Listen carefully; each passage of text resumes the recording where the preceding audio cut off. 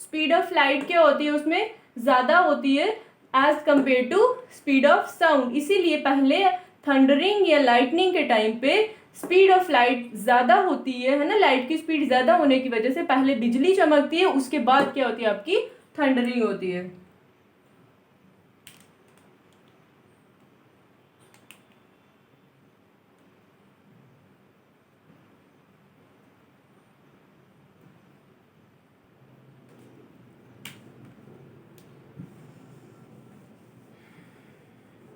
चलिए अब बच्चे हमने आपके कैरेक्टरिस्टिक्स में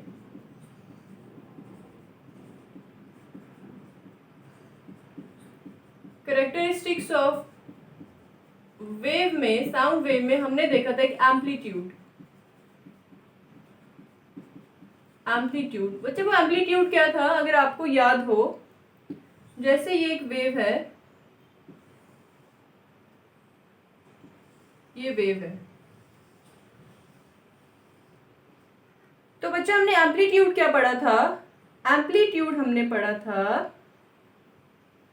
कि it is the maximum displacement of particles from its original undisturbed position. बच्चा जो ये है ना, ये क्या है आपकी ओरिजिनल पोजीशन, या फिर आप कह सकते हो अनडिस्टर्ब्ड पोजीशन। आप इसको कह सकते हो original undisturbed, original undisturbed position. ठीक है, जब आपके पार्टिकल्स ऑफ वेव के पार्टिकल जब वो क्या करते हैं अपनी ओरिजिनल पोजीशन से मैक्सिमम डिस्प्लेसमेंट तक जाते हैं, उनको आप क्या कहोगे, एम्पलीट्यूड। इस चीज को, जो ये चीज है ना, ये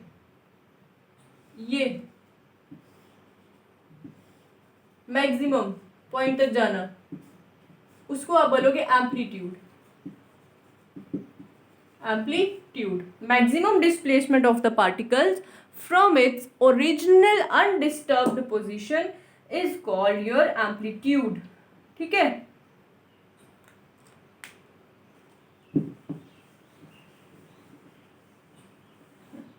अब नेक्स्ट क्वेश्चन है आपका बच्चे, difference between longitudinal and transverse wave.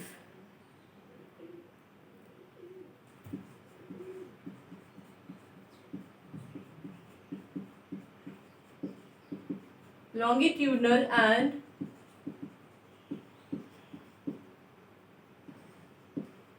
Transverse wave कि इनके बीच में क्या डिफरेंस है, क्या डिफरेंस है बच्चे।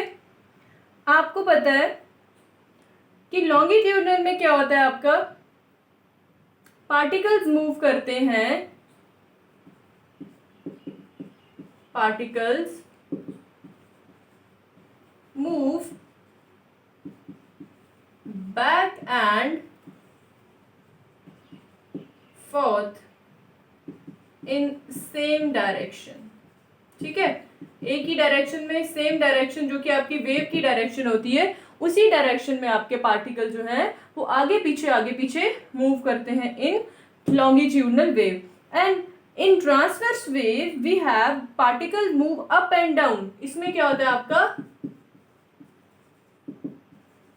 particles move up and down, and जो इसमें particles की movement होती है, direction of particles जो होती है that is perpendicular to the direction of wave। जो wave की direction रहेगी उसके क्या होता है, ये perpendicular है ना, up and down move करती है और ये ऐसे movement करती है, बैक एंड फोर्थ, और इसकी मूवमेंट होती है अप एंड डाउन। ठीक है, ये क्या होता है, पैरेलल होता है, इसके direction of particles are parallel to the direction of wave, and इसमें जो डायरेक्शन ऑफ पार्टिकल्स रहते हैं they are perpendicular to the direction of wave. ठीक है, now are sound wave longitudinal और ट्रांसवर्स। तो बच्चे साउंड इज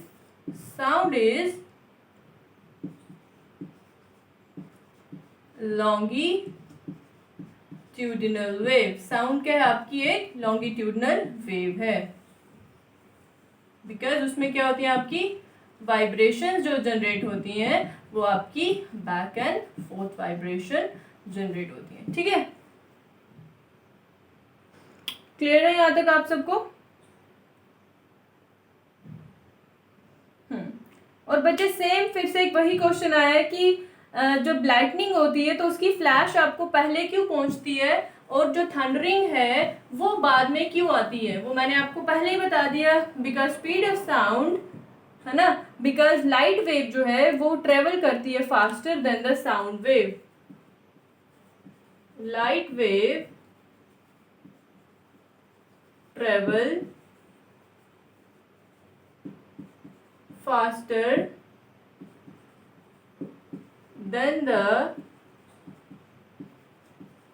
sound wave। ठीक है, कि जो आपकी लाइट वेव है वो फास्टर ट्रेवल करती है साउंड वेव से, इसीलिए आपकी जो फ्लैश ऑफ लाइट है वो हमारे पास पहले पहुंचती है then the sound of thunder.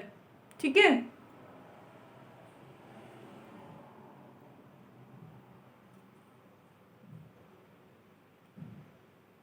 चलिए नाउ नेक्स्ट क्या है, which of the following terms apply to sound wave in air and water waves.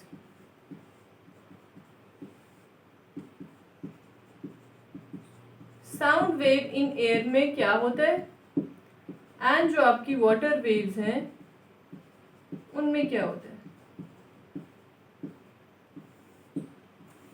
चलो, साउंड वेव इन एयर में क्या होता है बच्चे, क्या बताया था मैंने, एक तो लॉन्गिट्यूडनल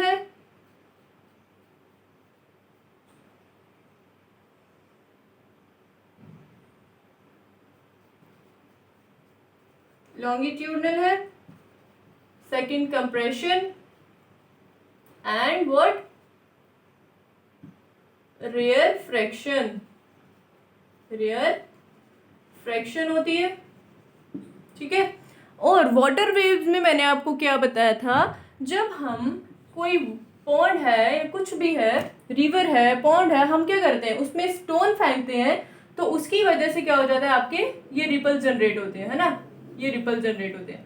तो रिपल जनरेट होने का क्या मतलब है कि वो कैसे होते हैं, इस टाइप के, है ना, up and down, up and down. Up and down means they are transverse in nature. कौन सी वेव होती है वो, ट्रांसवर्स। ठीक है, ट्रांसवर्स वेव होती है एंड उसमें आपका क्या होता है, क्रस्ट एंड ट्रफ। क्या होता है क्रस्ट एंड ट्रफ, ये क्रस्ट एंड ट्रफ। ठीक है, ये चीज होती है। ये था आपका sound wave in air and water waves के बारे में।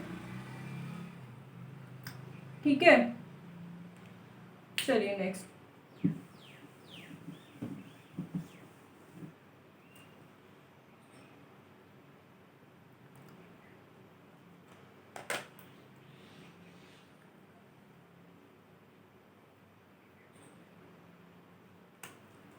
एक न्यूमेरिकल है, calculate the speed of a sound wave whose frequency is 2 kilohertz and wavelength 65 centimetre. ठीक है, ये है आपका न्यूमेरिकल।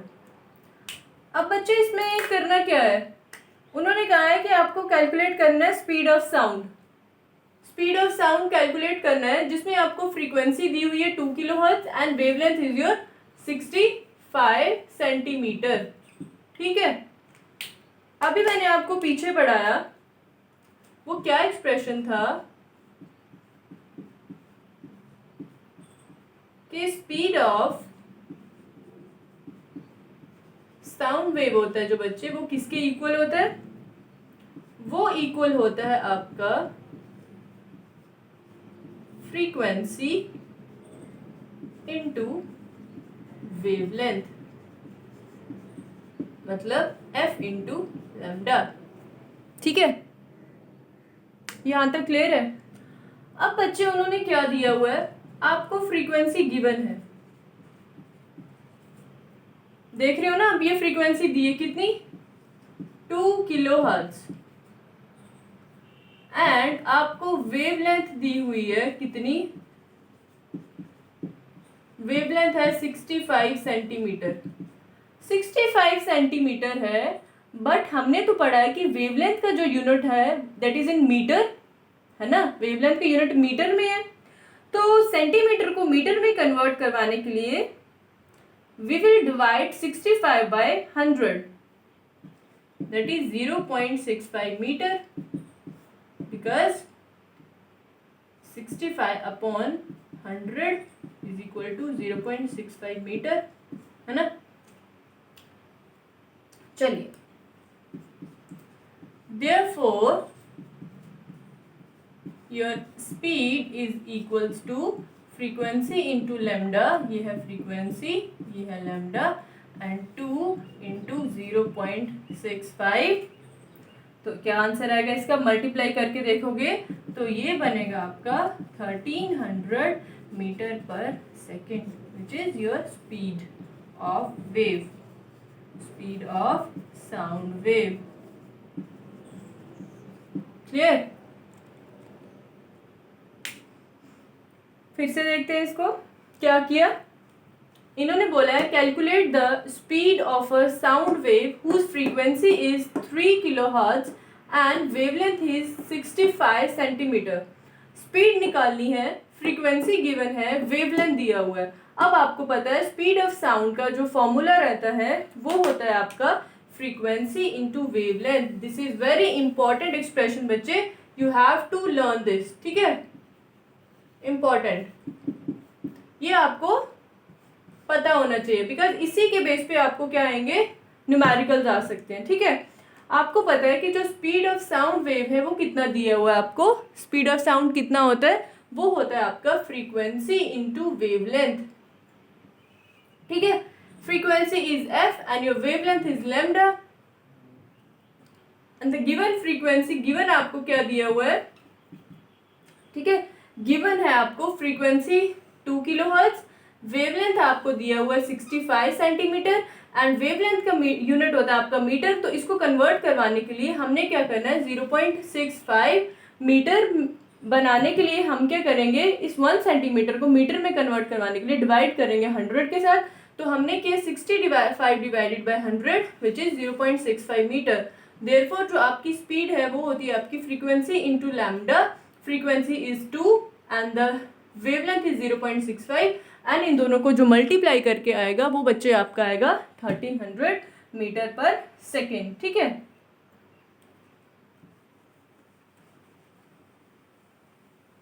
आई होप यहाँ तक आपको क्लियर होगा, और इसमें कुछ भी डाउट नहीं होना चाहिए आपको, ना ही होगा। ठीक है,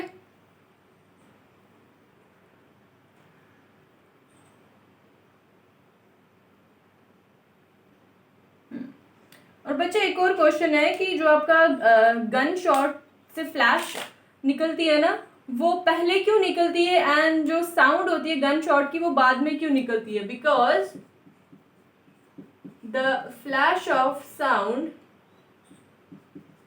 because the flash of gunshot, the flash of gunshot reaches first because the light wave travel faster। ठीक है, light wave travel faster than the sound wave. Sound wave से ज्यादा आपकी जो लाइट वेव है वो क्या करती है, ज्यादा फास्टर मूव करती है। हाँ, the flash of gunshot reaches fast because the light wave travels faster than the sound wave of the gunshot. ठीक है, क्योंकि वो पहले मूव आउट करती है, आपकी जो आपकी लाइट है उसकी स्पीड ज़्यादा होती है साउंड से, इसलिए वो गन शॉट में जो आपका फ्लैश रहती है वो पहले निकलती है. Thank you.